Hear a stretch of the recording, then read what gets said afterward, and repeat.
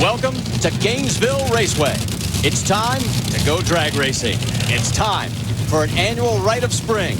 It is the Mac Tools Gatornationals.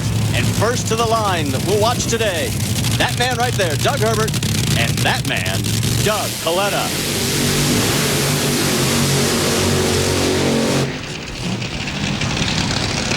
Last year, Tony Schumacher did not make the field in Gainesville until the final qualifying session. He went on to win the race. Woo! Yeah! Guess what? Schu didn't make the field yesterday until the final qualifying session. Does that mean he can win again? Well, we'll find out as he's in the number 4 qualifying spot. He'll be up against Rod Fuller. And as you can see, we've got some great matchups here in round number 1. The arrow indicates who has the lane choice. There is Doug Coletta and Doug Herbert. That's the matchup that we are going to watch right off the bat because it is so important for Doug Coletta. He has yet to win a round of racing competition this season. He cannot afford psychologically, let alone from the points Mike done, to lose this round. And plus he has Doug Herbert, who's been very tough the first 2 races. Doug Herbert has came in here and struggled in qualifying. They've had engine problems that hasn't allowed them to make it to the finish line under power, but they've had good early numbers. Doug Coletta and that team know this. They know they can't take them lightly. They're going to have to get the car down the racetrack, and it's a little bit of a warm racetrack right now. As you see crew chief Ron Tobler instructing his driver to go get them. Special paint scheme this week on the Mac Tools machine from the show Pimp My Ride. Here we go.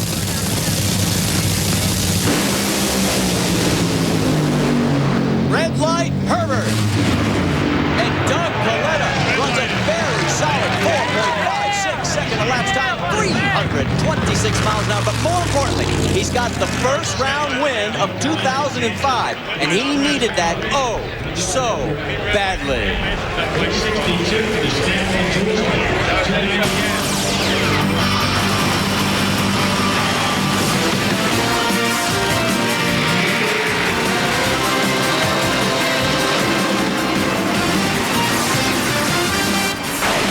ESPN, the worldwide leader in sports, presents exclusive coverage of the $50 million NHRA Powerade Drag Racing Series. Today, we're in Gainesville Raceway, the 36th running of a national happening. It's the Mac Tools Gatornationals, and as you can see, not a cloud in the sky, and look at the grandstands. They are 5 and 6 deep on the rail, and you can't find a seat in this massive facility. Parking lots jammed beyond belief. They're parking like 3 miles away. It doesn't matter. People want to be here for the Mac Tools Gatornationals, and we're glad that you're here with us as well. All right, let's go back. Doug Coletta needed that run so badly. That's a big, big round for him. Big round, like you said, Marty, and just the fact that they were able to get down a tricky racetrack and run that kind of number to get around Doug Herbert, team's got to feel good about that. It's going to get hotter as the day goes on, so they're going to have to really tiptoe in the next couple of rounds. Take another look at the run. Car was sashaying a little bit. Yeah, let's watch here. I mean, the car launched. I mean, this is actually a pretty good run for the conditions we're seeing right here. He lifts the front end, puts it right back down. You see it bobbling that left front a little bit as the clutch starts to engage. Looks nice and clean. No cylinders out up to that point, and he's into the second round. All right, let's take a look at the weather, and you'll see that it's a lot different than if you were with us earlier this weekend. Well, 2 things you want to look at there is temperature and the density altitude. On Friday when we got here, it never got over 51 degrees, and the density altitude was corrected to about minus 330 feet. I mean, that's a huge difference. We're talking about 1,500 feet worse of air, so the teams are really going to have to make drastic changes on the tune-up. All right, let's show you what else happened in the opening round of Top Fuel. First up, Scott Coletta and Clay Millican. And on this one, Scott was just dead late. Look at his reaction time, a 1:94. Clay wins his first round ever at Gainesville in a hole shot with a 4.65 second elapsed time. That would bring us up to Andrew Cowan, Brandon Bernstein. For the second year in a row in the first round here at Gainesville, Brandon goes red and hands the victory to Andrew Cowan. What happened on this red light? Marty, it was a classic 2-step. He started to hit the throttle and then thing jumped on, but he couldn't pull it back in time and got the red. Let's go to Gary. Can't imagine that there's anything more disappointing for any driver in this competition when you're so primed, so ready to go, to commit a foul when you're at the line in your first elimination run. Can you express the disappointment, Brandon? It's pretty tough. You know, it's unfortunate. You know, as a driver, there's so much concentration up there, and you have to be on your game. And you know, sometimes you make a mistake, and that was just a mental mistake on my part. I feel horrible for the Budweiser Lucas Oil team and all my guys because you know, I mean, that's what we're here for those guys, and they work hard to get this thing right. And for the driver to mess up, man, it's just tough, really tough. Maybe the toughest part will be the fact that he's got 3 weeks to think about it before he can redeem himself at Houston. Absolutely right, Gary. Let's pick it up now with Morgan Lucas and John Smith. And John goes instant smoke, and then it's Morgan just before half track. Morgan gets control quicker and gets the win light 5.53 seconds later. Then it'd be Larry Dixon in the far lane. Over on the right side, David Baca in the left lane, and Baca would ignite the car. Larry would win 4.71 seconds to the quicker, but losing 4.69 for David Baca. That would bring us to points leader and Powerade champion Tony Schumacher. He has Rod Fuller. No contest in this one. Schu goes 4.54 seconds, 328 miles an hour to take the win. Watch out for Corey McLenithan. He has been running like a rail all weekend long, and he does it to Scott Wise here. 4.57 seconds the elapsed time. 315 miles an hour. And finally, number one qualifier, David Grubnick over in the right lane, Bruce Litton in the left. Grubnick goes low for the round. 4.53 seconds, 322 miles an hour. Take a look at our ladder presented by Lucas Oil, and David Grubnick will have lane choice over Clay Millican. Tony Schumacher over Larry Dixon in the battle of the last three Powerade champions. Doug Coletta has lane choice over Andrew Cowan. Corey Mack over Morgan Lucas. We've got to take a commercial break. When we come back, it'll be first round action in the floppers. That's right, Gary Scelzi, Cruz Pedregon, and the boys. Funny car.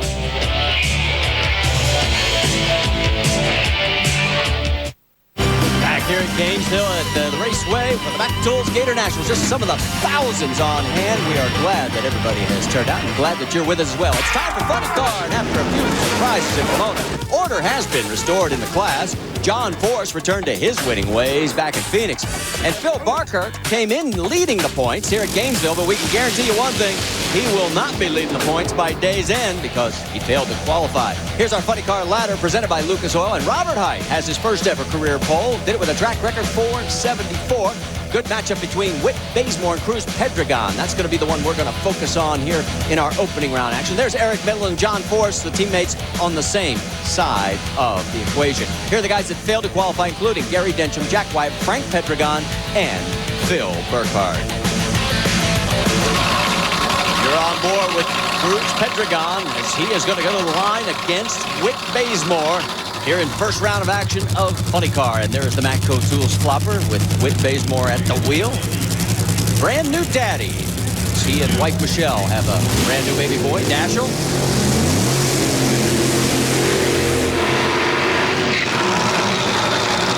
In fact, Dashiell and that new baby is the subject of this week's Scelzi Says. Baze, congratulations on being a new father. Myself, a proud father of two boys, I'm going to show you a little diaper changing experience. Scelzi, the chance to learn from you, man. I appreciate it. Cool.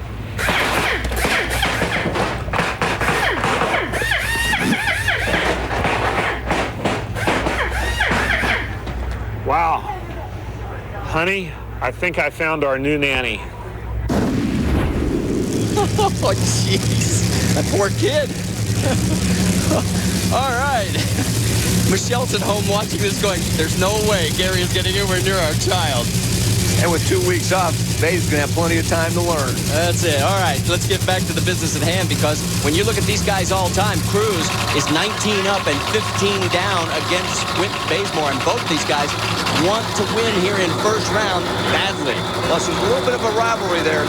You know, both these guys probably wouldn't be going out to dinner after the races, so it's a little bit added pressure there for both drivers.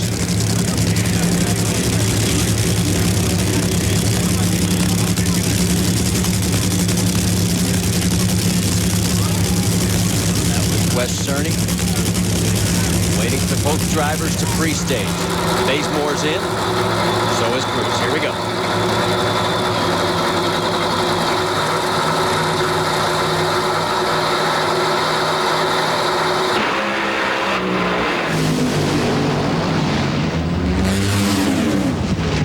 contest in this one. You saw it was Cruz going up in tire smoke almost at the hit of the throttle. Bazemore runs 4.86 seconds. And you also saw a very happy team owner, Don Schumacher.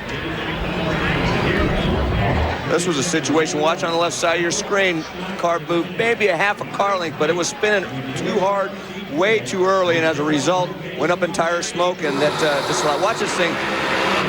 And you hear it go up, it starts making a little move to the wall, and obviously at that point, Cruz knows his day is done. Well, our day is not done. Let's show you what else happened in funny car in round number 1. The Schumacher teammates side by side. Gary Scelzi in the right lane, Ron Capps in the left lane. It was Gary by a car length, 4.85 seconds, 319 miles an hour. Then Tony Pedregon and Bob Gilbertson. And watch Tony, because he's out on Gilbertson. Until right there. He heads for the center line, had to get out of the throttle. Gilbertson takes the win at 4.99 seconds. Dale Worsham up next against Tony Bartone.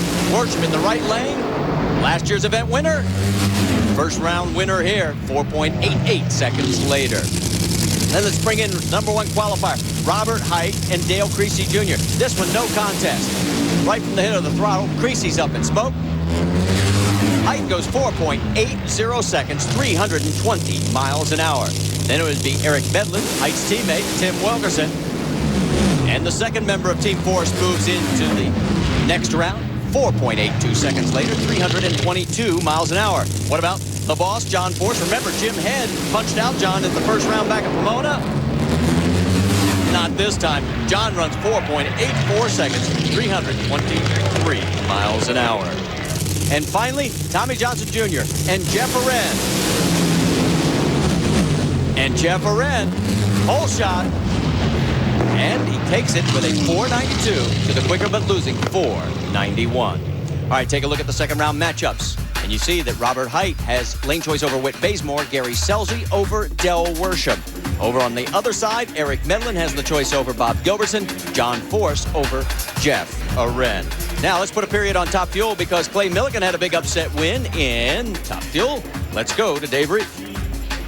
Clay Milligan keeps trucking along, taking out the Coletta family every opportunity he gets. Go back to Pomona, took out Doug. This race so far, Scott. And now you get to race the third of the Coletta cars, David Grubnick. And my goodness, what is it about that team that gets you so much on a chip? Well, I don't know. Like I say, as a driver, you just try to go up there and do your job.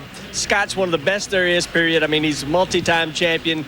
He just had a bad day. I mean, sometimes you go up there and you just know, I should have left like an hour ago or whatever. I did that yesterday in qualifying. But Werner Enterprises, they sent us down here to try to run this car and do a good job. And I got lucky. I mean, you can't take those for granted. That's just one part of racing. I've lost my share of them the other way. He starts the IHRA season very, very soon. And ironically enough, Marty, his first ever round win came against David Grubnick back in Topeka, 2001. Well, we'll find out if he can do it again. Hey, when we come back, we're going to talk to the man that went for this wild ride. It's Alan Johnson. He's the subject of our Powerade Power Time. That's when we come back here to Gainesville Raceway. Back here at the Mac Tools Gatornationals, little action from this weekend. Jake Coughlin, you're riding on board as he finally qualified in his last effort to get into the 16-car field. Time now, though, for our Powerade Power Time. And in this week's edition, Pro Stock driver Alan Johnson told us that his father and co-crew chief, Roy, was his inspiration for climbing back behind the wheel after a very serious wreck 6 years ago right here at Gainesville. Alan survived what some have called the most frightening ever. You know, I've still got a little lasting elbows and knees that hang with me every now and then, remind me of it. But what that did was teach me how to be a driver. At that point, I thought I could drive through anything. Rick Stewart, Rick put his arm around my dad on the starting line, and they just stood there until the radio. Dad didn't even go down there. So. When you do this kind of stuff, if you stay out a while, you'll get real scared and you'll think about it. If you don't have time to think about it, well, that's the reason I put him in the car just as quick as we could get one and send him down the track. My dad had me in a car 2 days later, and I was so sore they had to physically lift me in and out of the car. Couldn't get in and out of it. When I dropped the clutch first time, it hurt so bad. I begged him not to, I can't do this today, but he said, you're going to at least go to third gear to, you know, just make sure you feel comfortable. It was the right thing to do, just get me right back in there, and just took all that away. And 2 weeks ago in Phoenix, Allen reached the winner's circle, becoming the first driver in 10 years to take a Dodge to first place in the Powerade Pro Stock standings.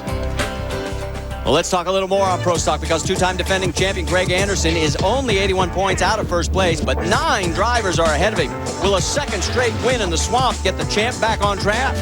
Or will this year's Pro Stock parity continue with a third different driver stepping up to take home the Wally?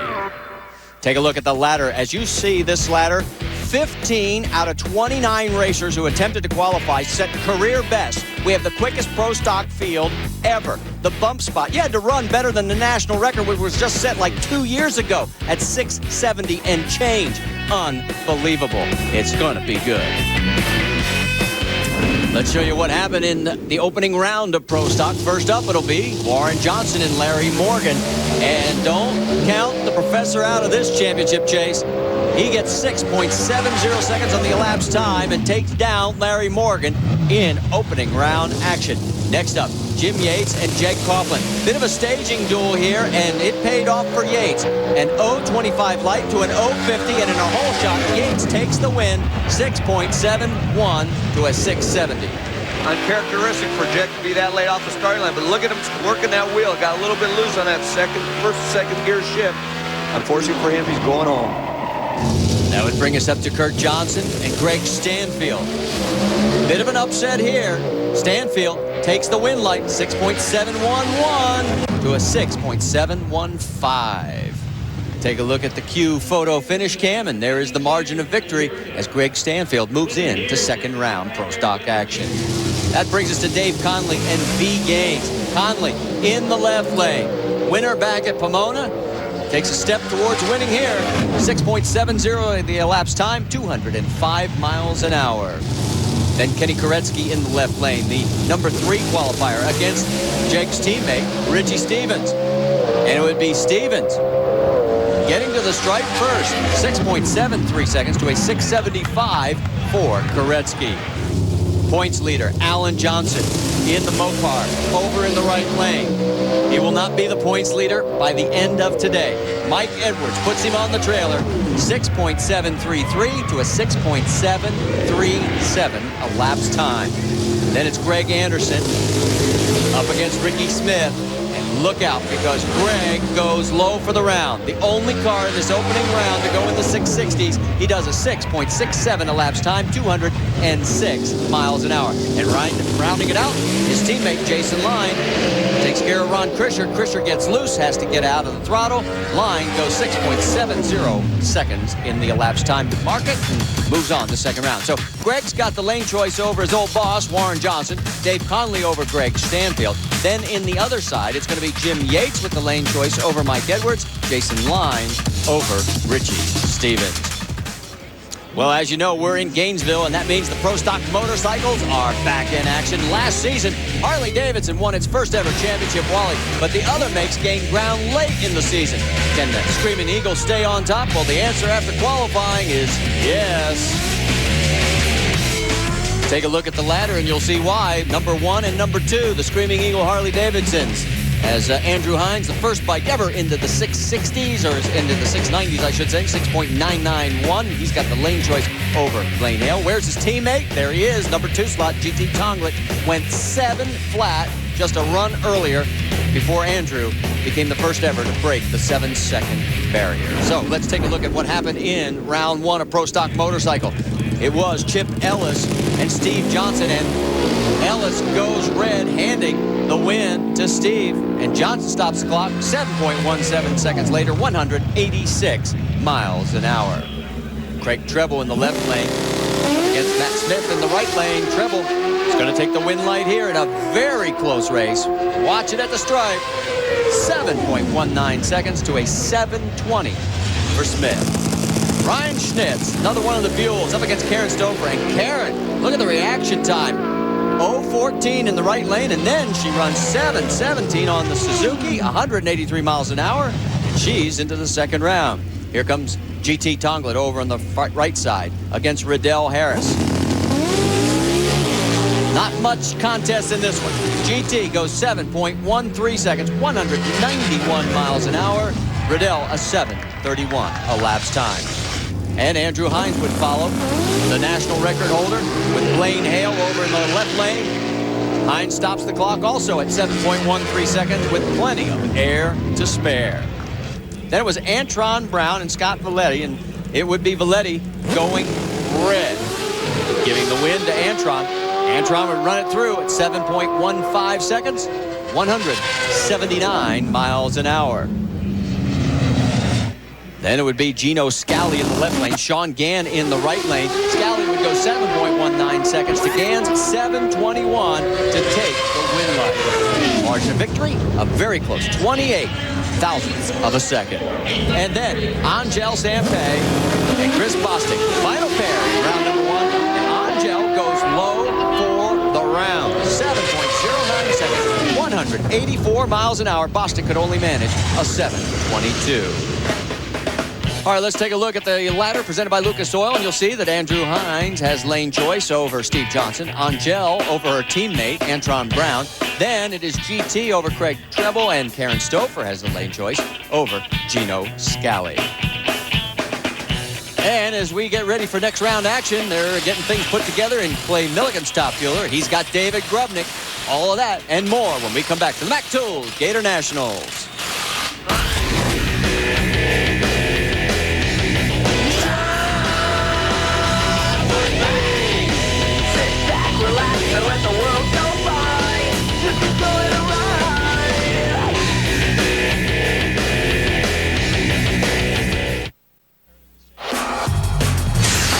Hey, this is the NHRA Powerade Drag Racing Series. We're at Gainesville Raceway in Gainesville, Florida. It is the Mac Tools Gator Nationals, and we're so glad that you've joined us. We're into second round action in Top Fuel. I'm Marty Reed, along with Mike Dunn, Dave Reed, Gary Gerald. And before we get going into second round, let's get you caught up just in case you're tuning in. Show you a few of the key moments from the first round of Top Fuel. Clay Milligan put Scott Coletta on the trailer with a whole shot win, and then Brandon Bernstein.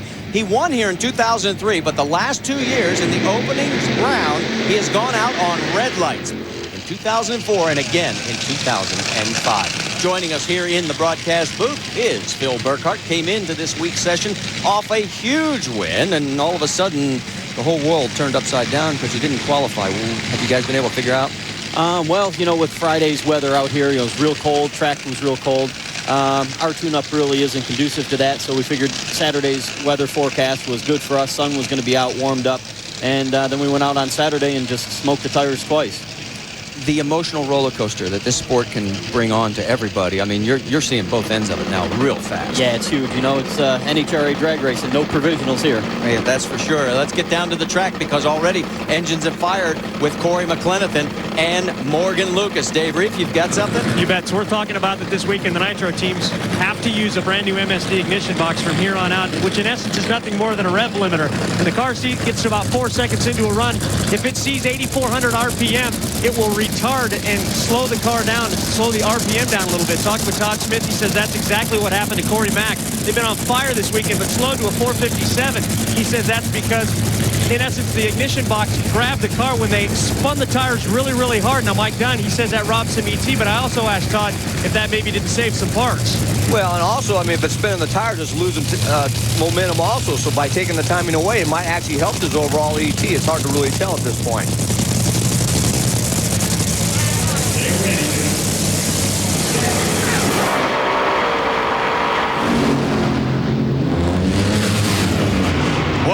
Great drag race. You saw that Morgan Lucas was out on Corey McLenithan. He had him on the starting line, but then Corey drives around him. 4.63 seconds to a 4.70 elapsed time for Morgan Lucas. And this is the third time that these guys have met, and it's the first time that Corey has taken the win light. Yeah, watch Morgan Lucas on the right side of your screen. You see the cylinder go out right there about half track. He was 400ths of a second advantage off of the starting line, and right at that point he was still ahead when the cylinder went out, tried to light it again, and then ate itself up and then allowed Corey McLenithan to get the win. And you see Joe Amato, Wayne Dupuis, neither one very happy with the net result, but there's one guy who is extremely happy with the end result. And as we go back to the starting line, we get ready now for Andrew Cowan, a surprise winner courtesy of that red light from Brandon Bernstein, and he will go up against Doug Coletta.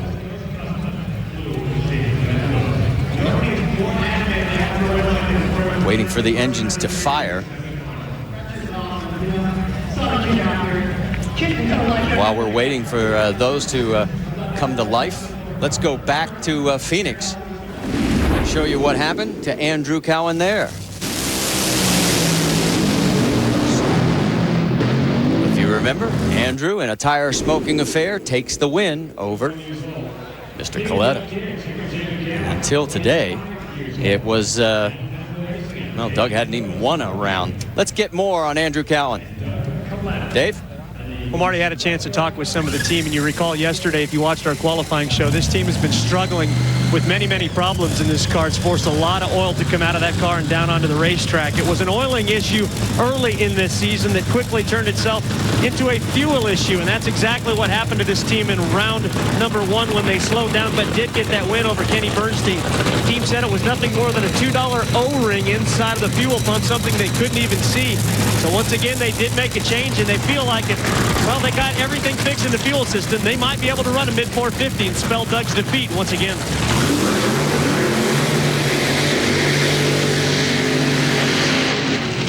Phil, does it happen to you guys where after a couple of races where somebody gets your number, does it get into a driver's head? Well, myself as a driver, I try to take every run as it comes. Try not really even to think of who is in the other lane. Just run our lane only. Do the best you can possibly do for your own team for that particular run. Sometimes it's hard to do, though, when you know a guy's had your number, 6 times in a row or something. But you're exactly right. I mean, that's the best strategy to do, but sometimes it's easier said than done. Well, Mike, in your career, was there somebody that you owned, and was there somebody that owned you? I don't really know if I owned anybody. I ran Larry Dixon pretty hard. I mean, I had a pretty good record against him, and then Kenny Bernstein used to whip up on me pretty good, and Gary Seldy. So it's just, that's one of those things. So that's why you're getting all those driving tips from Gary Seldy. Yeah, because he whipped me all the time.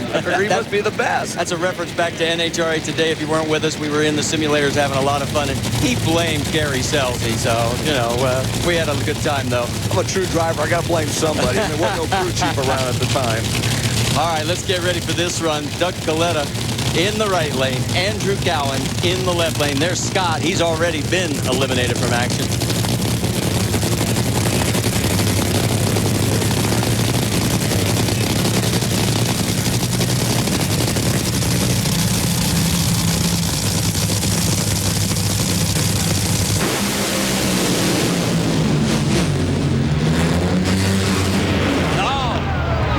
Drag race right up until the moment that Andrew Cowan erupted into flames. He was right there with Doug. Doug goes 4.70 seconds at 308 miles an hour. Well, this was just a great drag race. I mean, both cars pretty much left welded together off of the starting line, and both cars ran into the problem about the same time. It did look like Andrew Cowan was going to catch him, but then, like you said, Marty, it erupted in flames. Take us through that and see what you see there, Phil. Yeah, both cars running side by side. Looked like they were both on pretty good passes there, and somewhere down around 1,000 or just after Andrew Cowan's car started putting the flames out the back and obviously not getting to the stripe first. Take one more look. You're going to see, let's watch on this side over here as we watch Doug Coletta over here. I think a cylinder's going to go out early, but then Andrew Cowan's also going to have one go out, but he's going to be pulling on up against him at that point. But then you see all the oil and the fire come out, and that's when Doug was able to pull away and get the win. Saw the ball fly through the finish line as we get ready for our next stop on the NHRA Power Drag Racing Series. It'll be qualifying at the O'Reilly Spring National Saturday, April 9th, 7 Eastern, 4 Pacific. And then on Sunday, April 10th, it'll be NHRA Today, and that'll be at 11:30 a.m. Eastern, and 3 hours of final elimination Sunday, 7 Eastern, 4 Pacific. For more, log on to ESPN.com. All right, let's get ready for this race, because this, to me, is one of those moments early in a season. Everybody says they don't worry about points, but we all know you guys do, Phil. And Larry Dixon is the former 2-time champ. Here's Tony Schumacher, the defending champ. Does Larry Dixon have to win this round? Oh, absolutely. I mean, all through the seasons, we don't start counting the points until the nitty-gritty down at the end, but, all these points round for round matter.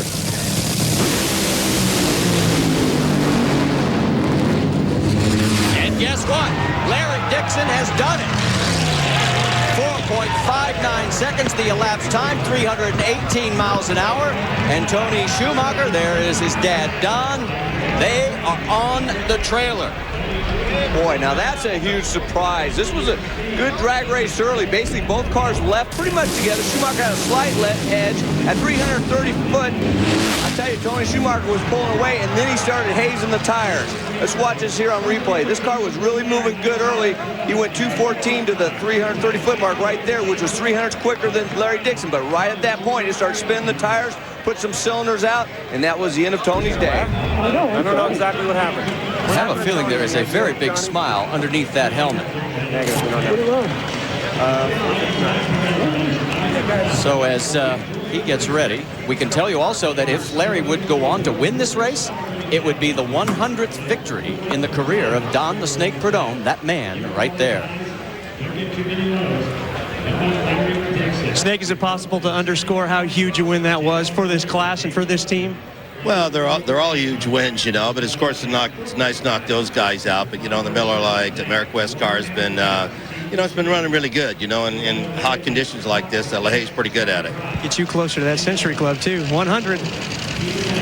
Well, you saw Larry there briefly as we get ready for the final pair here in second round action. It is going to be Clay Millican and David Grubnick. But before we talk more about these guys, let's go to the far end. Larry, he had the jump coming off the line, you were saying. What are you thinking of that point? Well, actually, we both had 78 reaction times, but I tell you, his car makes such a serious move early, and his car, I saw a whole lot of his car, and I'm like, come on, top end, you know, and obviously something happened to his car. Actually, the bottom pulley sheared off his car, and, you know, went back around it, but we ran a 459, which was a great run for the Miller Lite car. Made the adjustments from the first round, you know, where we had trouble dropping cylinders, but, you know, got the Ameriquest Lucas car in the next round, and, man, I don't know how long it's been since I've been in the semifinals, but it's feels good. Thanks a lot, guys. Looking at David Grubnick, of course, the #1 qualifier, but Clay Millican has had his number, beating 4 straight times before Grubnick won at Pomona earlier this year, but they match up again.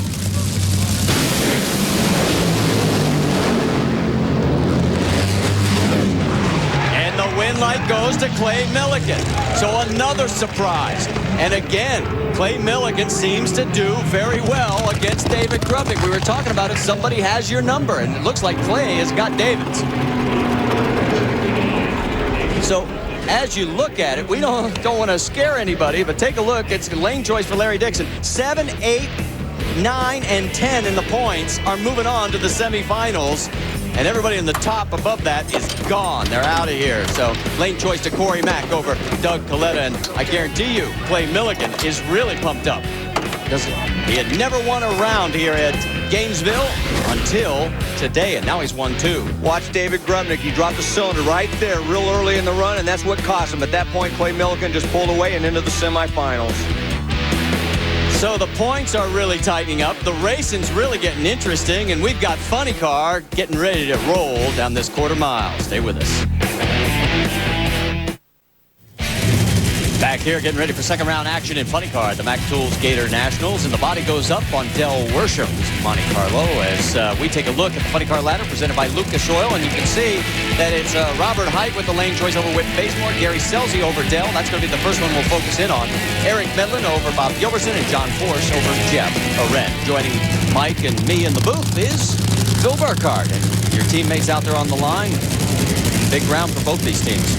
Exactly. You know, obviously we want Dell to continue on and maybe reclaim his win here from last year and duplicate. And it doesn't hurt taking out the Mopar car either. Gary Scelzi has never won here at Gainesville.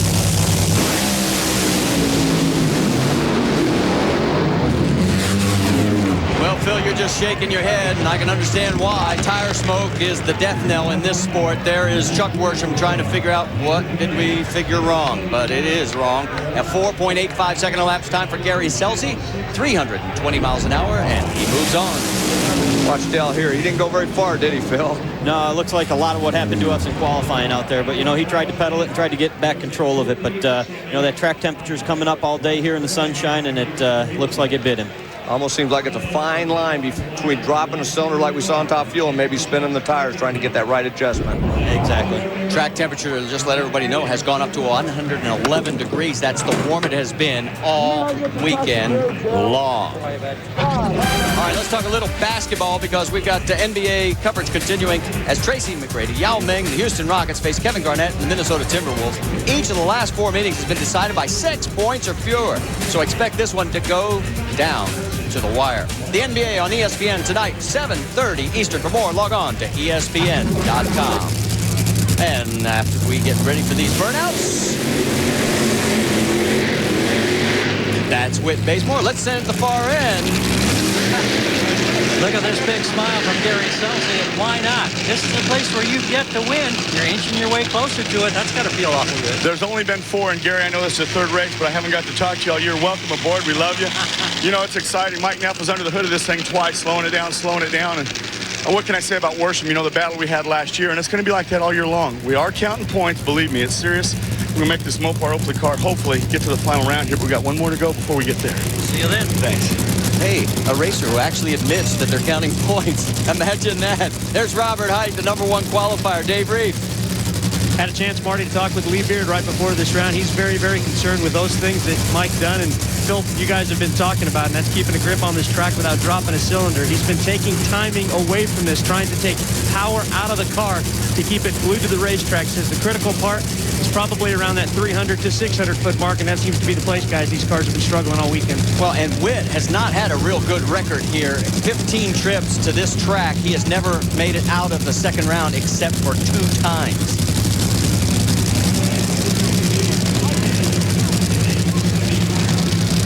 That's one of those deals. I mean, Whit doesn't have a real great car. It's pretty good, but it seems to kind of be stuck in the mid-480s. But if he can run a mid-480 on this run, he'll have a good shot at this.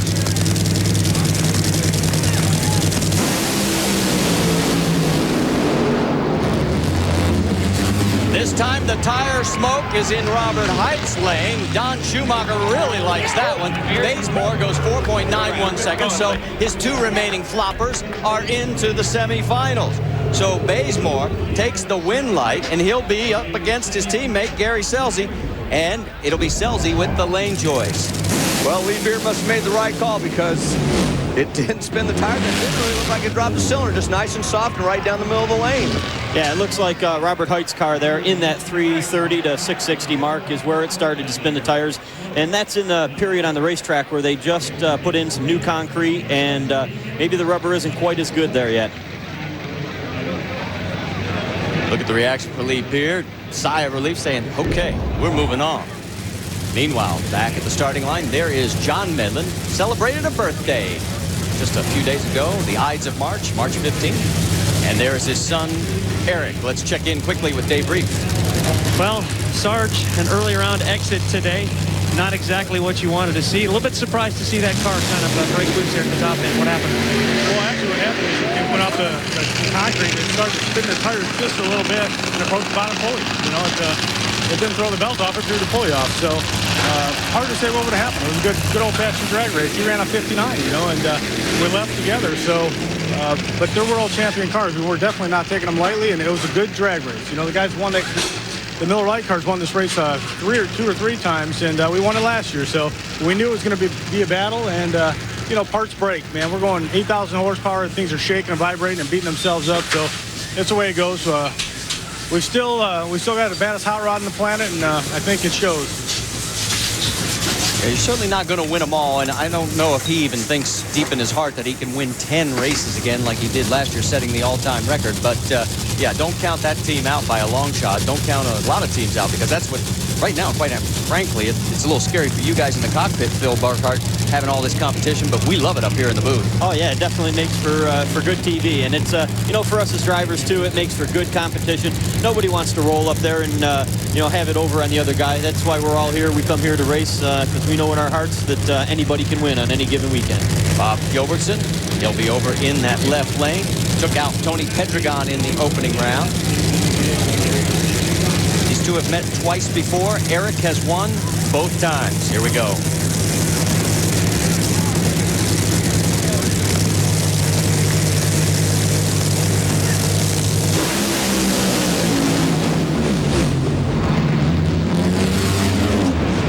The surprises continue. Bob Gilbertson is living large. 4.90 seconds. The elapsed time, 309 miles an hour. And all of a sudden, 2 cars in the right lane, smoke tires. In about the same spot. And you can also throw Tony Schumacher into the mix there because, right, like Phil said, at that point where they have the new concrete, about 330 to half track, they're saying that concrete there's a little bit rough, and the rubber's having a hard time bonding to it, and as a result, these teams are getting loose, because that's right where you're trying to apply the clutch and get the car to accelerate. And it's been a big problem up to this point in that right-hand lane. And so Bob Gilbertson will move into this first semifinal of the year. He has one national event win under his belt, and got that new Crestone sponsorship this year, and I'm sure he's going to be thrilled for them, and they're going to be happy with Bob. Let's go. Well, I don't know. If I'm John Force and I'm coming up next round, I think I might want to switch lanes, because that right lane is definitely hard. Seems like to make it through that middle part, but if anybody can do it, I mean, it's Austin Coyle and John Force. Right, you can imagine that Austin Coyle was in that timer box watching his two other team cars go down through there, and you can guarantee that he's going to be pulling it back in that point. You saw the wins by lane, and John is going to stay in that right lane. Let's go to the far end of Gary. Bob, it's not often you get an opportunity to knock off one of those Force cars. What's that feeling like? I love Eric Medlin. He's my buddy, but Force has a lot of money. We like to, take some of that from once in a while. And we probably need some more Autolite spark plugs in it. A little more Prestone. All the people that help me, Bendix, my crew, Nicky, Tommy. God bless them.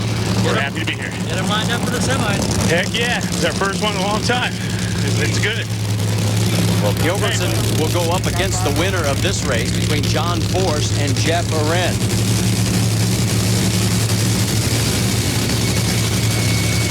Bodies up on both cars. Dave Reef, you got more on Jeff Arendt? You bet. With 2 of the 3 Force cars out and 1 to go, John Force talked to Paul Smith to see how he would take on the 13-time champion. And, Paul Smith's not one of these big change guys. Doesn't go through a whole lot of radical changes heading into any session of eliminations or even in qualifying. But I did ask him, what are you doing? He says, the only thing I'm doing is getting after the air. Now, Mike Gunn, I assume that's a blower change. He's trying to make it spin a little bit faster. And he's probably just basically adjusting for the different atmospheric conditions. He probably wants to run similar to what he did the previous round and just hope something happens with John, and if it does, he'll get the win. They did feel a bit weak, though, and he said that they were going to try to get after it. Those were his exact words.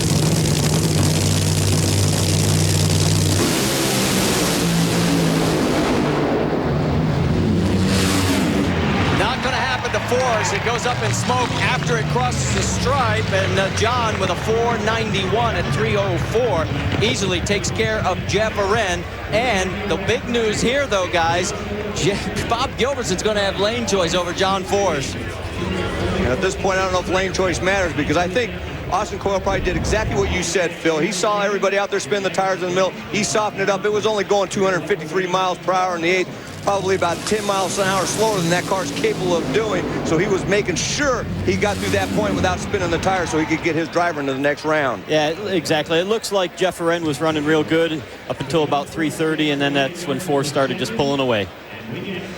All right, so we're going to have to head for a commercial break. But before we go, Phil Burkhart, want to thank you for stopping by and sharing time with us. We'll see you in a few weeks down at Houston.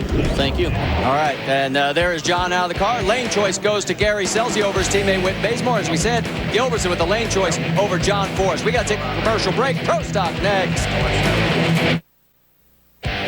Back here at race number 3 of 23 in the NHRA Powerade Drag Racing Series. It's the Mac Tools Gatornationals. We're getting ready for the factory hot rods in Pro Stock. Here's our ladder presented by Lucas Oil, and it will be our pulser Greg Anderson with the lane choice over his former boss Warren Johnson, Dave Conley, and Jim Yates. I also have lane choice as well, and let's show you our Q photo finish for Jim Yates, because that margin right there over Jeg Coughlin, courtesy an 0.25 reaction time to Jeg's 0.50, gave him the win in a hole shot, and now he finds himself in the right lane, or I should say in the left lane, against that man over there, Mike Edwards.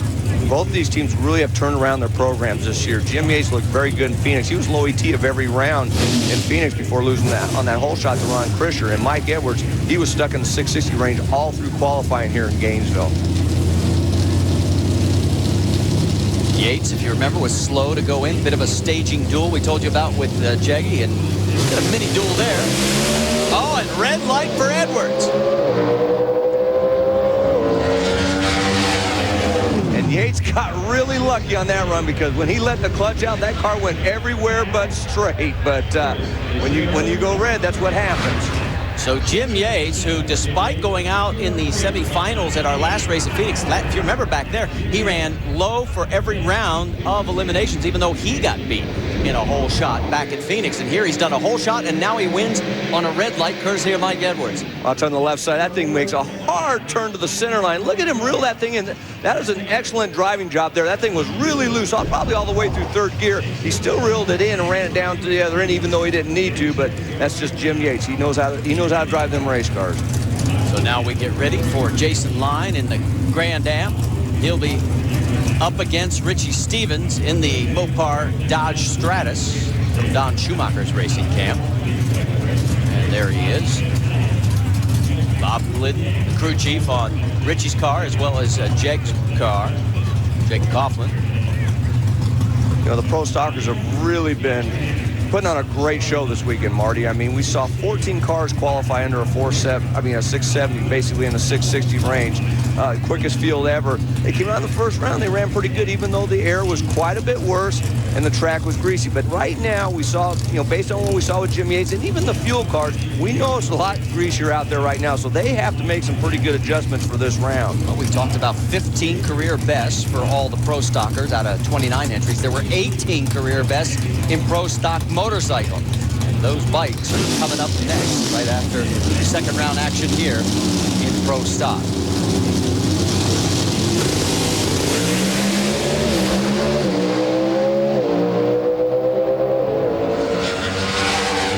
Jason Line was first off the line and first to the stripe. 6.71 the elapsed time. Both cars managed 205 miles an hour.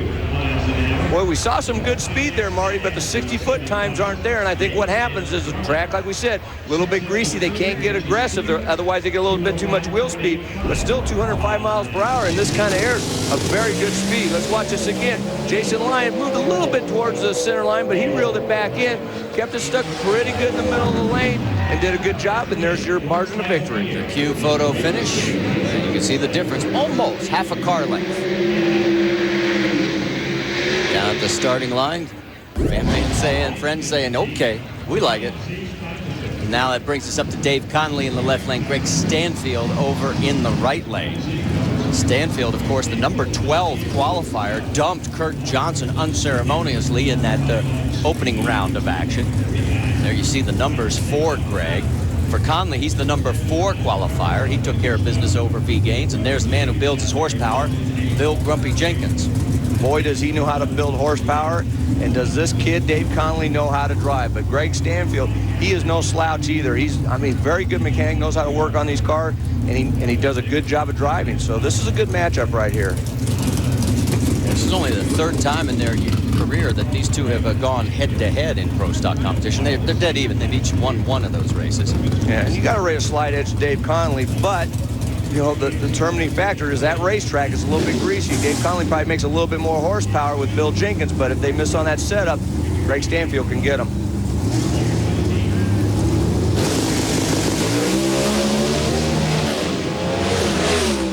Oh, power out for Stanfield.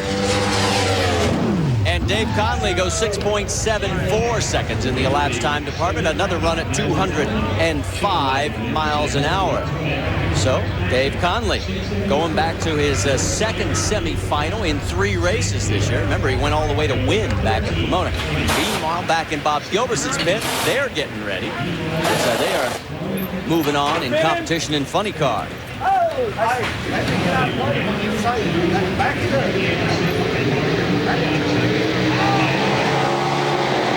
Back out on the track, you're riding on board with Greg Anderson. This car has been a rocket ship this weekend.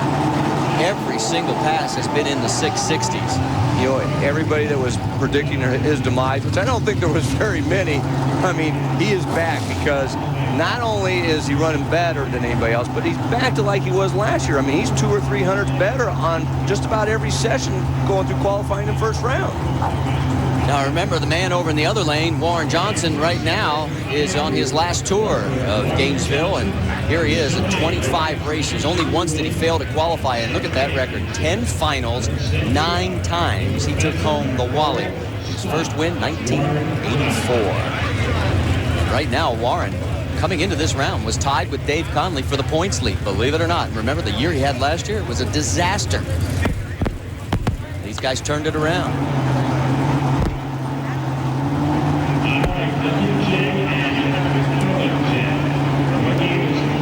On board with Greg, both cars pre-staged. There's Warren.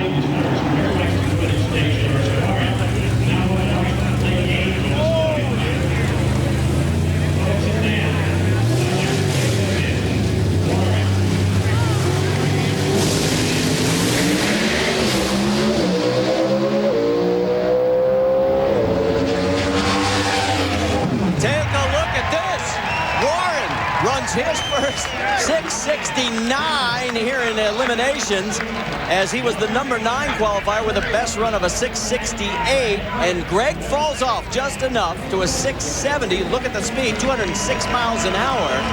But Warren Johnson takes out the Powerade champion here in second round action.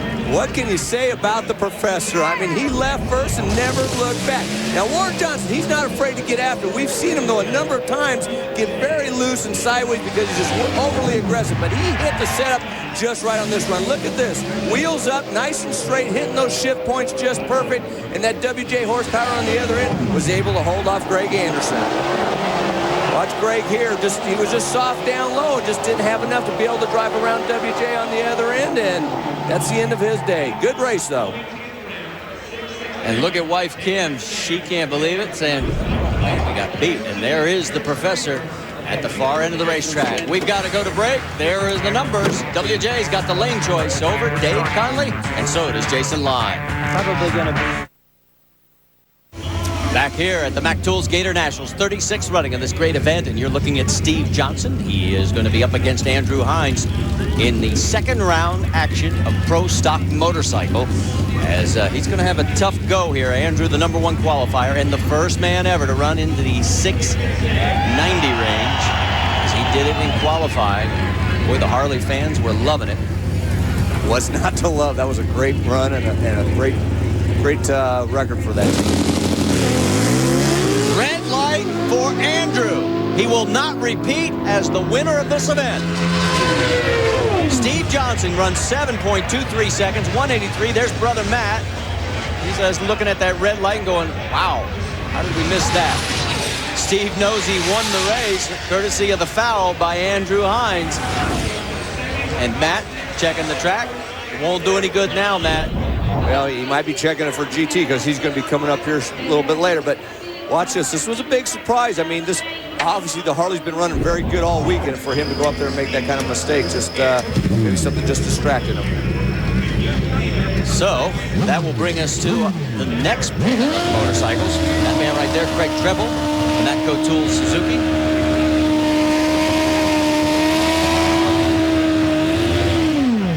And he'll be up against GT Tonglet, the sole remaining Screaming Eagle from the Harley-Davidson camp. Now let's put a period on Pro Stock. Let's quickly go to the far end. Gary? Warren Johnson, I want to know if in your mind that was an upset when you knocked Anderson out. I don't consider it an upset. GM Performance Pontiac's been running relatively well this weekend. We've been slowly sneaking up on this tune-up. We haven't had any time to test this car outside at the national event, so we're a little behind the curve, but that's, you know, that's the way it is, and we'll get some test time on this thing and see if we can pick up the pace. Here's a guy who knows how to do it at Gainesville. And you will never hear him admit that he's an underdog in any race.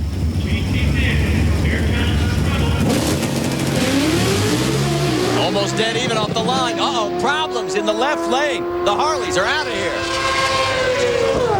And Craig Treble goes 7.17 seconds, 184 miles. Look at them, they're stunned. They are absolutely stunned. It almost looked like the thing didn't shift, like either second or third gear. It might have just broke at that point. That is a tough break for that team. As good as they were running coming into this round to both be going home, that's a huge upset. Well, and you have to understand why. Remember, it was an all-Harley final here last year. They owned this place. They got their first national event win, and there he is over on the right side of your screen, and it's over. Yeah, and that's the situation. I mean, they basically owned it coming in here. I mean, they're 1 and 2 qualifier, the first bike to run in the 6-second range with Andrew Hines, and they're both out in the second round. Yeah, you see him pulling the clutch there. I mean, obviously something broke. I'm just assuming it probably was a transmission didn't shift, possibly. So that'll bring us to our next pair, which is Antron Brown and Angel Sampey. Teammates from Don Schumacher Racing in the army of 2 will be whittled to 1. Well, you know, and Angel made a tremendous run in that first round. Low ET of a 7:09. Next closest were the Harleys at 7:13, and that's the first time she'd have done that all week. And the Harleys, like you said, were the class of the field pretty much every session. So that was a big run. Hopefully, you know, she's hoping she can come close to that this time. Red light, Angel.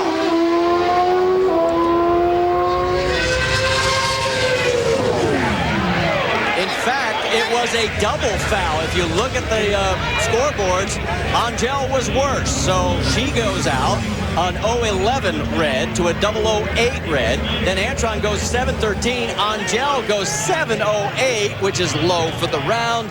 And she's on the trailer. Out of here. She's going to be kicking herself. 011, that means she was 11,000th of a second too quick. Antron was 8,000th of a second too quick, but since Angel did it first, she got the foul and the disqualification. Take one more look at it. There's the reaction, and just oh so close. Oh, and to waste a 7:08 run in these kind of conditions, that was just a really nice pass. That's a tough break. So as the fans get ready for some more action, let's take you back to one run that happened right while we were in break. And it is Karen Stouffer up against Gino Scali. And Karen, she's on a rail right now. She takes the win light here, 7.17 seconds. In fact, she's going to have lane choice over Craig Treble in the semifinals. With over a bike length, take one more look at it. She had about 100th of a second advantage off the starting line and then never looked back. Good job by Karen. Well, there's Andrew Hines. Not the way the weekend he wanted it to end, Gary. I know that this isn't, as Marty Reed was just saying, the way you wanted this weekend to end. Can you have any kind of explanation that makes you feel any better? You know, I really don't. I had consistent lights all the way through qualifying today. Came out first round, had a 006. That round was red. So I don't know if the tree changed or something, but somehow I don't know, just it doesn't seem as consistent as in qualifying. But the Screaming Eagle V-Route is flying all weekend. We know we got the first bike in the 6s, and that's all that matters right now. We're happy. Well, I'm glad you're still happy. What a contrast to a year ago, however. Yes, it certainly is. But remember, there's still 14 races left for the motorcycles as the lane choice goes to Antron Brown. And right now, Antron has moved into the early points lead. And Karen Stouffer has the lane choice over Craig Treble. And Steve Johnson says, all right, going to the semifinals. Stay with us. We're coming back. Welcome back to the Mac Tools Gatornationals at Gainesville, Florida. We are in the semifinal action in Top Fuel. If you missed any of the earlier action, let's show you. It's been a great day for Clay Milliken. He gets a whole shot win in the opening round. Then up against David Grubnick. He takes him down for the fifth time in 6 meetings between the two. And then Tony Schumacher, the points leader, he goes up in smoke. Larry Dixon puts him on the trailer. So as we come back, take a look at our Lucas Oil Top Fuel ladder. You'll see that lane choice will go to Corey McClenathan against Doug Coletta. That'll be our first matchup. And then we'll see Larry Dixon with the lane choice over Clay Milliken. Up to this point, Marty, all the teams with lane choice have chosen that right-hand lane. Corey McClenathan is no exception. Tell you, Corey McClenathan, that car's looked very, very good all through qualifying and elimination. Dave Reed? One of the most nervous first rounds ever for Ron Tolber because they had not won a round, and now that they're in the semis, they say all the pressure's off. They got very lucky in the second round, dropped an intake valve 2 seconds in. They said the motor should have blown up, but somehow it made it the distance. Not so lucky, Mark and Andy Carrier's mom, who's in the tow vehicle with a broken ankle. Ouch.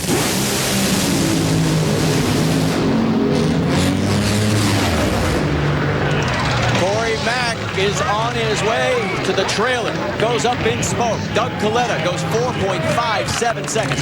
323 miles an hour. His 41st final of his career. First this year. In fact, remember, he hadn't won a single round until today. So all of a sudden, this team has turned things around. And this was a big surprise. Corey McClenathan had a great race car all weekend.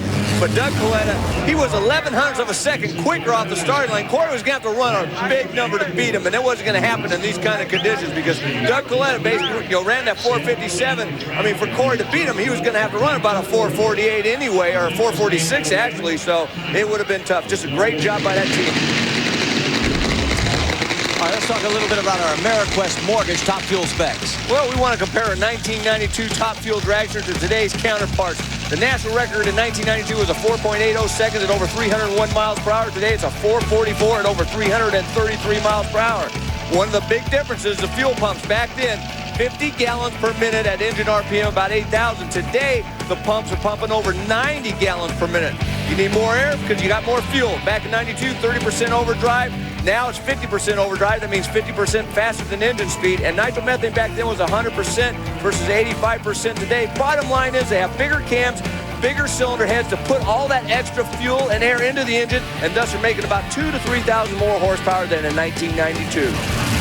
And we're getting ready to watch some of that horsepower with Clay Millican behind the wheel. There's Clay's numbers from the opening 2 rounds. He had never won around here at Gainesville in his life until today. And Larry Dixon, there is his numbers. Dave Reed.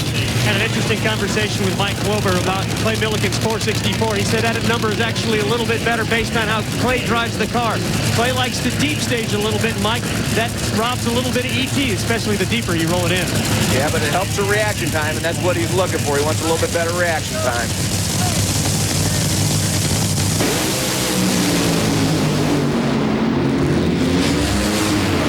Larry Dixon does 4.54 seconds. Don Prudhomme is 1 step away from his 100th career win. It'll be the 64th final of Larry's career, his first here in 2005. So we could be writing another page of history right here at Gainesville, where so many other chapters have been written before. Take another look.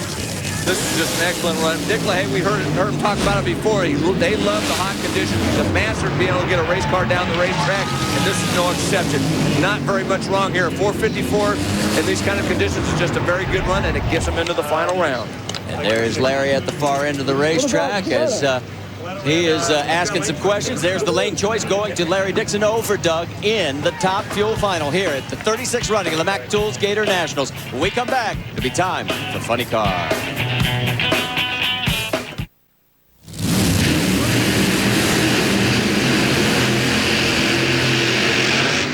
Side-by-side burnouts here at Gainesville.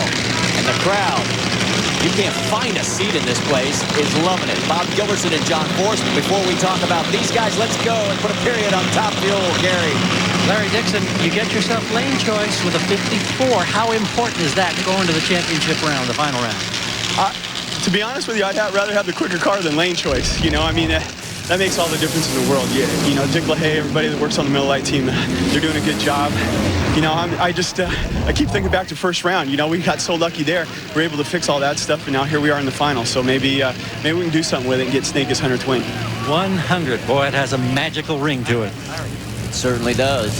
And as we take a look at our Funny Car ladder presented by Lucas Oil, you can see it'll be Gary Scelzi with the lane choice over his teammate Whit Bazemore, and Bob Gilbertson with the lane choice, that's right, over John Force. And you got to remember that Gilbertson has only beaten Force twice in 20 prior meetings. Once was when he went all the way and won back in Houston in 2000. And Bob Gilbertson's chosen the left-hand lane. He's the first fuel car all day long that's had lane choice to do that. I don't think there's a big difference in the lanes, but, you know, if everybody else is choosing the right lane and you're getting a lot of them winning, you know, you kind of tend to want to do that. But obviously they like something that they see in that left-hand lane.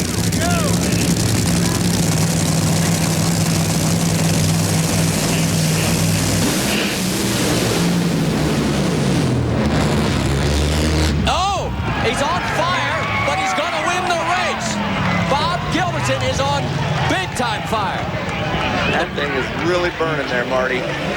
Right now, he's just trying to get this thing stopped, get them fire bottles off, see one parachute burn off. Here comes the roof hatch. He's coming out the top. That's always a good sign. Hopefully, we'll see him get out there shortly. But like you said, that is a big-time fire. There he is, getting out. And the damage is going to be very severe. There's Bob. He looks to be okay. He might have a lung full of smoke. And yeah, he's looking like he's coughing a little bit.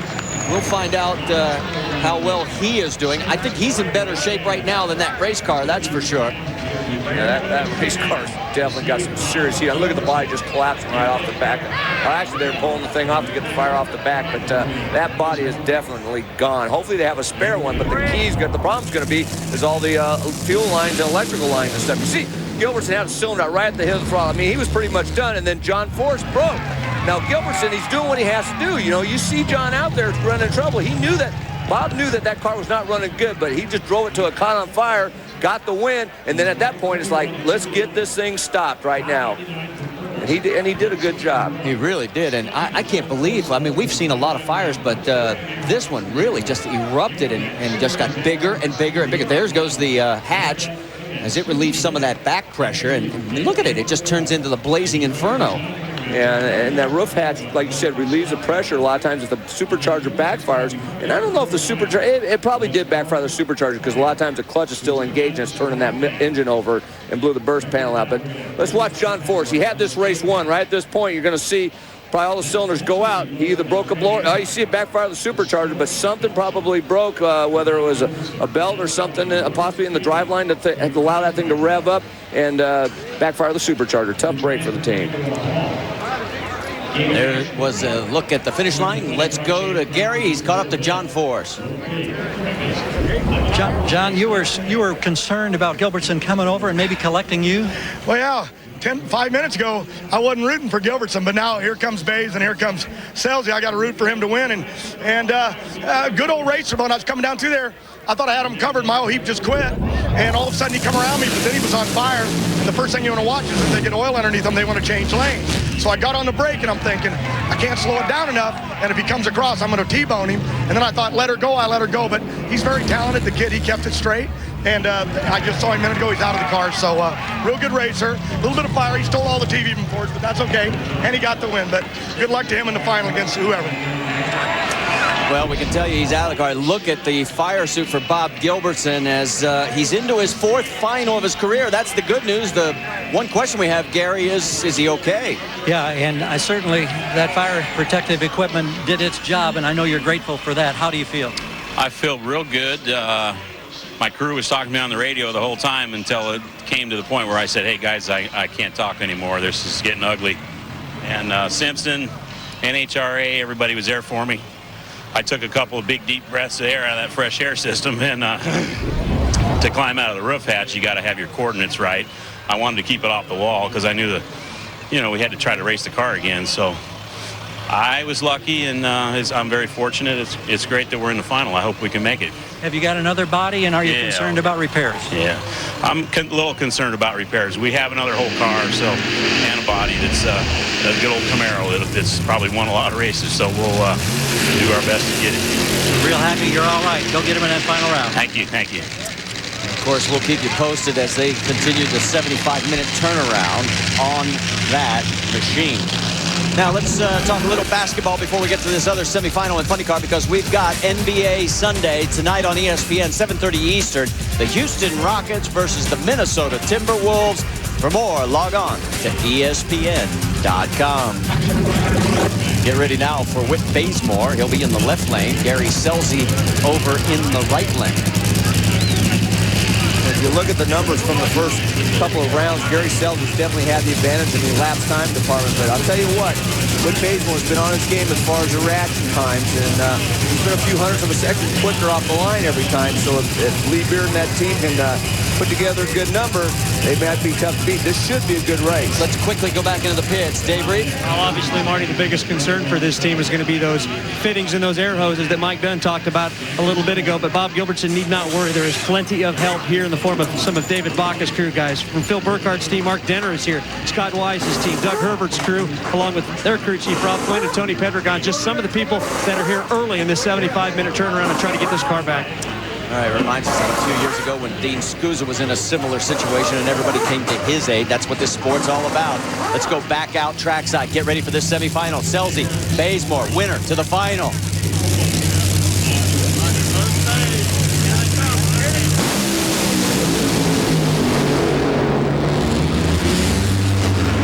Drag race. Whoa, and boy, did Whit get close to the wall. 4.92 seconds the elapsed time, and Bazemore will have a chance to take over the points lead if he can win the final. And it's going to be his 42nd of his career and first this year.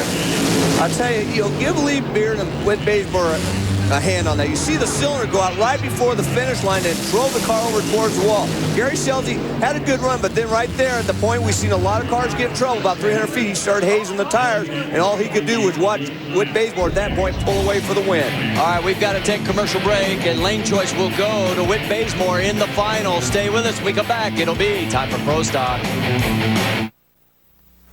Back here at the Mac Tools Gatornationals, and that is Bob Gilbertson's pit, and he has all kinds of help as they are thrashing like crazy to get ready. Oh, meanwhile, over with Bazemore's camp, everything is business as usual, and they know they have got plenty of time for the 75-minute turnaround.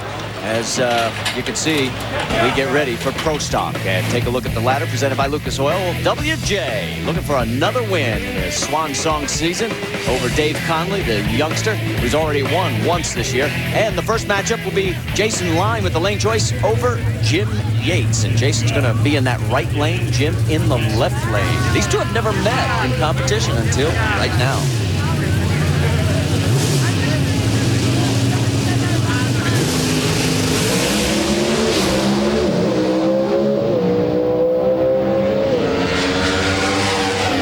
Jason Line first off the tree, and he wins in a hole shot. 6.72 seconds. And Jim Yates, who started the day with a hole shot win of his own, gets hole shotted here in the semifinals by Jason Line.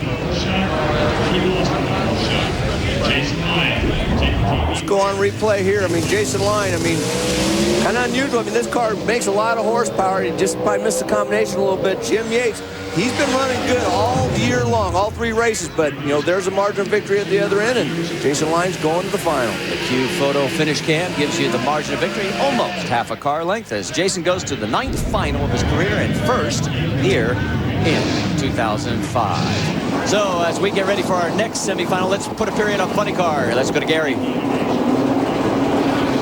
Well, the new daddy is going to the finals. That's the great news. You were awfully close to the wall. What did it look like from your seat?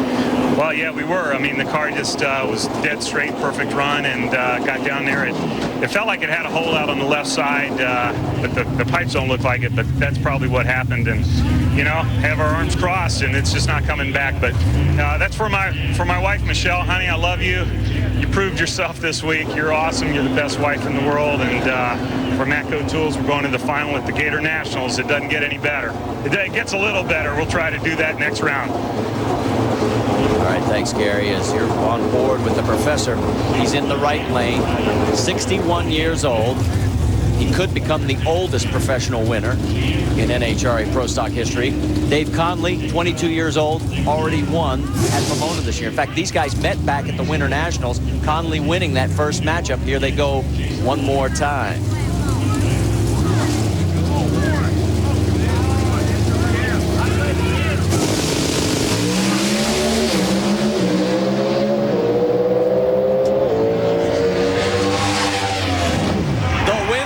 To Dave Conley, another hole shot. He was first off the line, an 0.33, 5/100ths quicker than Warren on the tree. He runs a 6.71 to Warren's 6.67 at 2.06. Warren's going to be kicking himself. He's got the performance, but he just didn't have the reaction time on the starting line as Dave Conley goes to the 10th final of the year of his career and second this year. That was a great run by Warren Johnson, and what does he get for it? He's going home. Unbelievable. That was a very good run for these conditions. You see Grumpy, look at that. He likes his driver right there. Q Photo finish cam, and there's the margin of victory, 88 10,000th of a second. Gary? Jason Line, you now know who you're going to go up against, Dave Conley, in the finals. Your thoughts about that matchup, and I believe that both of you were hole shot winners. I think he's got lane choice by just a fraction. Well, I guess if you can't go fast, at least have a good light. But Dave is tough, that's for sure, and we're going to have our work cut out for us. But we've got a great team, and I think we can do it today. Now, talk about a turnaround. This team has come 180 degrees from just a few weeks ago. Well, we get ready for our first Pro Stock fight semifinal. Karen Stouffer, and again, she's good on the tree against Craig Treble. She's in the left lane. The win light, though, goes to Craig Treble as he runs a 7.15 at 185. And Treble going to his first final this year, 19th of his career. So they really really came after it fast right after Pro Stock. Take another look. Tough break for Karen Stouffer. Like you said, Mark, she got the jump off the start. Had she been able to match her 7:17s from the previous round, she would have won this race. Unfortunately, she fell off just a little bit and got beat by just that much.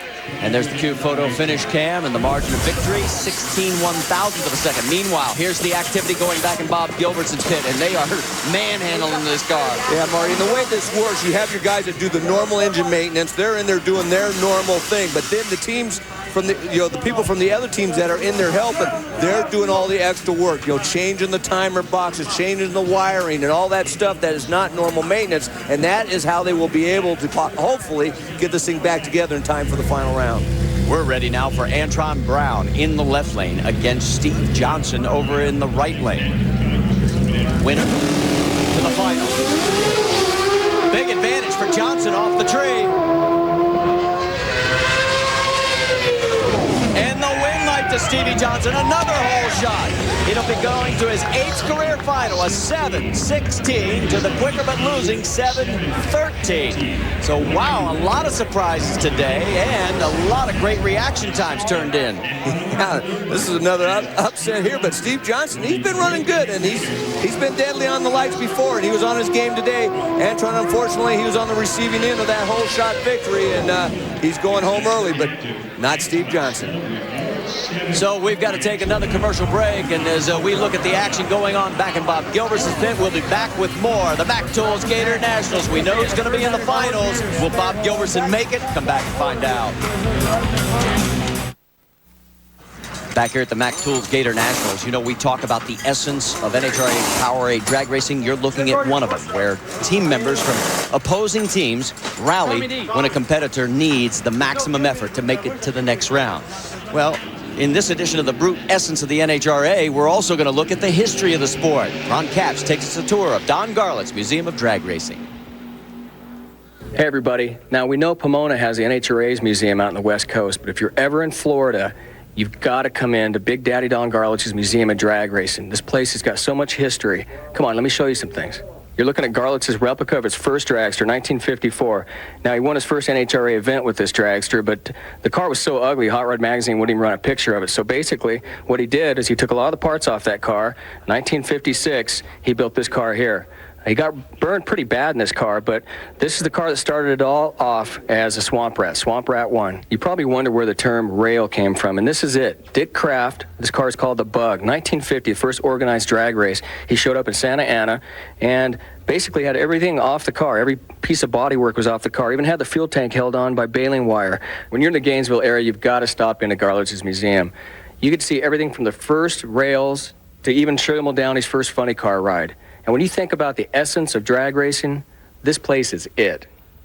It is a great place. That wasn't so great. That was the fire involving Bob Gilbertson. Will he make it back for the final?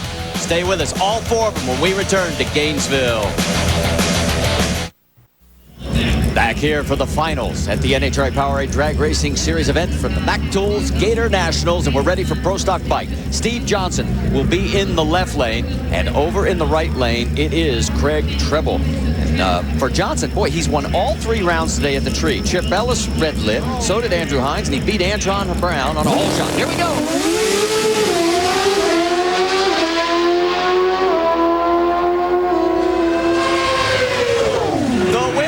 Steve Johnson, he drove around Craig Treble, and it was Treble who he beat back in St. Louis for his first ever win. He now picks up win number 2 here at Gainesville.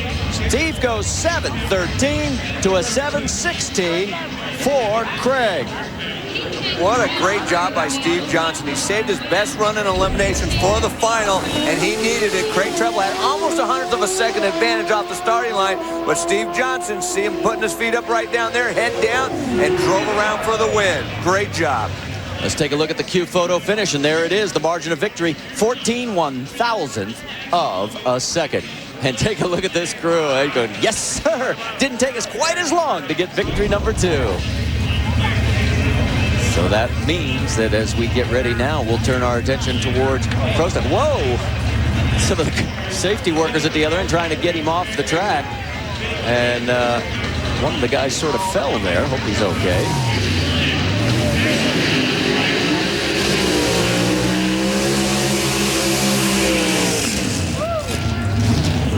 the side-by-side burnouts between Jason Lyon in the left lane, Dave Connolly in the right lane. Let's talk a little weather. Very similar to what we saw in the first round, Marty. 74 degrees, 40% humidity. Track temperature, 95 degrees. Density altitude, about 1,478 feet. But the key is we have cloud cover right now. So that's going to make the rubber, even though it's still fairly warm, it's going to be a little bit tighter than the previous rounds. So they should be able to get just a little bit more aggressive on their tune-up, probably than they were able to in the second and semifinal rounds. Both looking for their 5th career wins. Head-to-head, Jason is 5 up, 3 down against Dave Conley. Two of the young guns right here, very good drivers, both of them. You see Bill Grumpy Jenkins there making the horsepower from Dave Connolly. Obviously, Greg Anderson and Jason Lyon, teammates, they also make a lot of horsepower. Two very good drivers. Like I said, good matchup here. The only time these guys have met in a final, that was Memphis in 2004. Jason won that matchup. Keep an eye on the tree. Jason has had better reaction times today than he's had all season long, even going back into last year. Here we go.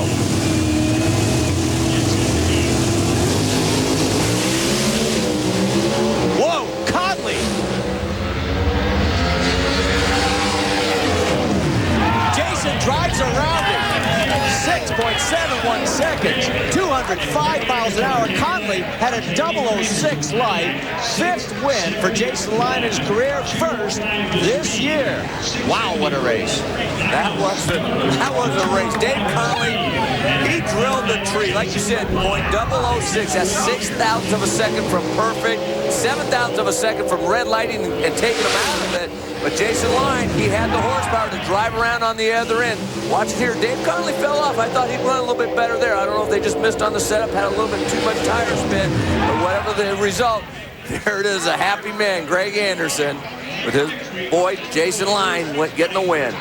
There's the cue photo finish cam, and you see the margin there, 12/1000th of a second. And hey, let's go talk to the first time ever points leader in Pro Stock Motorcycle, Gary. Steve Johnson, I want to know, honestly, when you came into this season opening event, and all of the talk was about the Screaming Eagle, Harleys, one thing or another, did you have any idea that you might end this day being a winner? No, I didn't. I'm telling you, I really love life. I've been getting a lesson lately by somebody important, and I just love life. It's really, really cool. Shane does a great job. Give me some love, brother. And, you know, the Krispy Kreme thing was a little corny and stuff, but I'm an emotional guy. Everybody's emotional, and I just want to do my job. And we got some breaks. We got some breaks in the first round, for sure. But, man, when you let go of the clutch on a Pro Stock motorcycle, $75,000 motorcycle, go down the track and do your job and win the race, there's not a lot of money there. That's why we only have 4 races with Snap-on. We've got to find a sponsor for the rest of the year. So I'll be ringing the phone to you on Monday morning, but there's nothing more exciting, and we love people that buy motorcycles. Sure, you can buy the other ones, but go to a Suzuki shop and get a real fun motorcycle. Here's a guy that was feasting on Krispy Kreme donuts earlier today, and that sugar high has carried him to a win. Yeah, I was going to say we should probably give him a little Valium right now, calm him down a little bit, but that's the way Steve is. Always amped up no matter what. Time now for Funny Car, and look at this. Bob Gilbertson has made it back. Not the best burnout in the world. Don't know if there's something wrong with the car, but I'm telling you, just getting these guys to the line. There is Whit Bazemore. He'll be over in the right lane. Let's go to Dave Reed. Marty, to answer your question, yes, there is still a problem with Bob Gilbertson's car. It surrounds the ignition. This is a problem that went all the way back to the first round today when they won. They had problems with that ignition, have been tinkering with it all day, and they think that quite possibly that's what led to this car exploding so violently and catching fire like it did in the semifinals. And quite frankly, I just talked to Nicky Bonifati. He said it's a problem they still have. They had a problem starting this car because of the mags and the advancing and the retarding of it. So rather than go through the whole variable scheme, which goes anywhere from about 35 to 60 degrees of timing like that, this car is set on 1 degree. It's 52 degrees. It's either going to haul the mail or it's going to smoke the tires immediately. it'll be interesting to see how that works out, because normally what they do, they'll leave at about 60 degrees timing. They'll get out there about a second. They'll take as much as 20 degrees of timing out, and then add it and take it out going down the racetrack. Well, remember last year when John Forst stole a race. They brought the car to the line. They could barely get it past the burnout, and he ended up winning the event because, the other driver made an error. With Bazemore, could they make the same mistake right here? They're doing the exact right thing. You have to stage the car. And at 52 degrees, it should be a little bit weak. What may happen is it'll go into tire shake and smoke the tires early more than anything. But you never know. I mean, it's uncharted territory, but they have to stage the car, at least be there, because like you said, something could go wrong with Bazemore's car and get the win. For one of these guys, they're going to win their first ever Gatornationals. Here we go. Red light for Gilbertson. And Bazemore rips a 4.89 at 315 miles an hour. Gilbertson was just really amped up. I'm not sure, maybe he couldn't hold the car in the beams, but the win goes to Bazemore, and with the win, he is going to move into the points lead. Good job by that team. They didn't have the fastest car all weekend, but they didn't go crazy with the tune-up. They said, let's just get down the racetrack and see what happens. You saw Bob Gilbertson there. He just left way too soon. He just basically tried to anticipate the light. And there's Witt, boy. He's got to be happy. Brand new son and a Gator Nationals trophy. Doesn't get any better than that. Well, let's put a period on Pro Stock. Let's go to Gary. Jason, you're telling me you made a mistake, and yet you get the Wally? I thought that was our secret. Yeah, I did make a mistake. I've done it twice this week and messed up shifting, but the guys did a great job, and the car carried us through. How about that Pontiac? I think it runs good. Yeah, you drove around him at the end, and anytime you get to victory lane driving around anybody, I don't care where or when, got to be great. That's right. I'm not proud, so it was a great deal, and I want to thank all the guys at the shop, because in the last 2 weeks we've been struggling, and everybody worked their butts off, so appreciate it. Big step in the right direction, obviously, for these guys. He said an understatement of the day. Certainly did, and you can see the burnouts have already happened with the top fuel. Larry Dixon will be in the right lane looking for his 4th Gator Nationals win. Doug Coletta will be in the left lane looking for his 2nd. Now let's talk to Witt Bazemore. Here's Gary.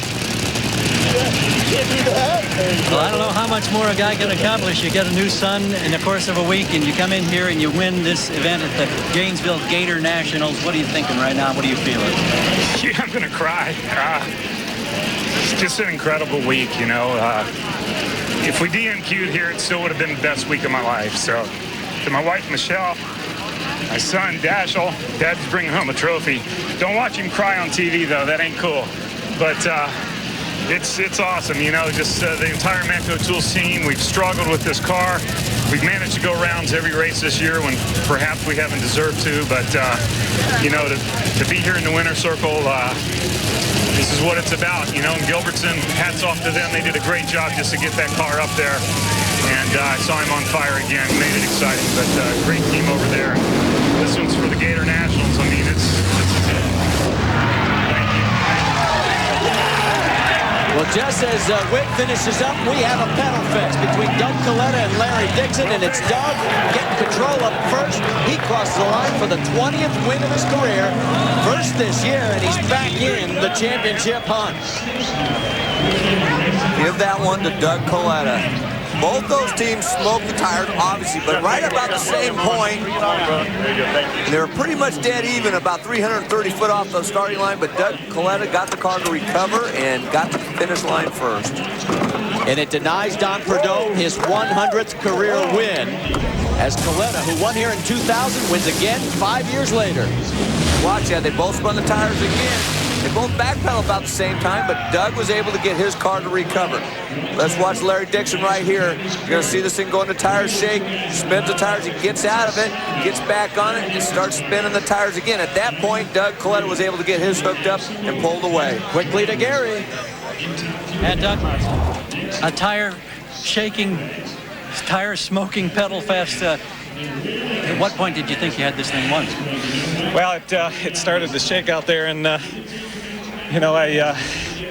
got after it again, pedaled a little bit, and fortunately I didn't see Larry go blowing by me, so I thought for sure he was coming.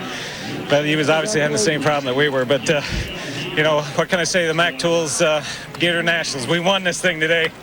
Just unbelievable. We've got all the support with the distributors and John Aiden and his whole team here.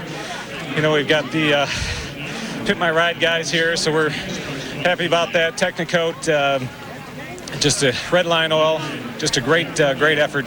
Good way to get our season turned around. Congratulations to Doug and the entire team. He wins his sponsors event. We've got to take one final break. We'll wrap things up at the Mac Tools Gator Nationals when we come back. And the celebration continues at the far end of Gainesville Raceway with Doug Coletta with family and friends. And time for us to check our Castrol startup of the day. This is where we talk about the best reaction times, and that was the 006 turned in by Dave Conley. In fact, 3 of our best reaction times came in the finals from Conley, Craig Treble, Larry Dixon, but ironically, all 3 of those guys lost. Whit Bazemore had the best in funny car. That came in round number 1. Final thoughts, Mike? Just a great weekend of racing, Marty. 2 things stand out. Number 1, Andrew Hines on the Harley-Davidson breaking the 7-second barrier. That was huge, and I think Whit Bazemore's emotional win after having that baby last week, his son, and then getting the win today, just a great job. And as the fans file out, we'll remind you that in 3 weeks, we'll be at the O'Reilly Spring Nationals. We'll have qualifying from Houston Saturday, April 9th at 7 Eastern. NHRA today, Sunday, April 10th at 11:30 a.m. And the finals, 3 hours on ESPN2, 7 Eastern, 4 Pacific. We'll hope to see you there. For Mike Dunn, Dave Reed, Gary Gerald, and our entire ESPN2 crew, I'm Marty Reed. Thanks so much for joining us here at the Mac Tools Gator Nationals. We've got NCAA women's tournament action coming up next right here on ESPN2, as this has been a presentation of ESPN, the worldwide leader in sports. We'll see you next week from our studios in Charlotte, 11:30 a.m. for NHRA Today. So long, everybody.